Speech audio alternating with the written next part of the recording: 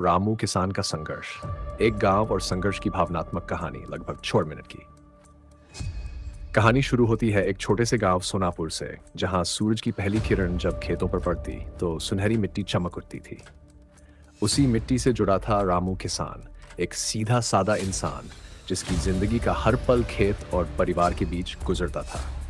रामू का सपना बड़ा नहीं था, बस इतना कि उसकी जमीन हरी भरी रहे और उसके बच्चों को कभी भूख से लड़ना न पड़े। लेकिन किस्मत की चाल किसी ने न समझी थी। एक साल बारिश ने साथ छोड़ा, आसमान सूखा रह गया, मिट्टी फट गई और रामू की आंखों से भी आस टूट गई। बैंक का कर्ज, बीजों की कीमत और गांव के जमींदार की धमकियां सब मिलकर रामू की हिम्मत को तोड़ रहे थे। मगर उसके अंदर की आग अभी बाकी थी। एक रात जब पूरा गांव सो रहा था, रामू अपनी टूटी झोपड़ी के बाहर बैठा आसमान की ओर देख रहा था। उसने कहा, हे धरती माँ, तूने मुझे जन्म दिया है, अब तुझसे वादा है मैं तेरे आंचल को फिर से हरा करूंगा। अगले ही दिन से रामू ने हार मानने से इनकार कर दिया। उसने गांव के कुछ नौजवानों को जोड़ा, सब मिलकर सूखी जमीन में नई तकनीक से बुवाई करने लगे। टपक सिंचाई, जैविक खाद और खुद के बनाए बीज।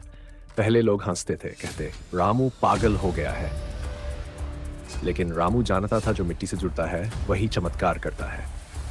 6 महीने बाद गांव के उसी सूखे खेत में पहली बार हरियाली उगाई। हवा में मिट्टी की खुशबू घुल गई और रामू की आंखों में आंसू। गांव वाले दौड़कर आए, बोले, रामू, तूने तो नाम रोशन कर दिया। सरकार तक खबर पहुंची और सोनापुर गांव को आदर्श कृषि ग्राम घोषित किया गया।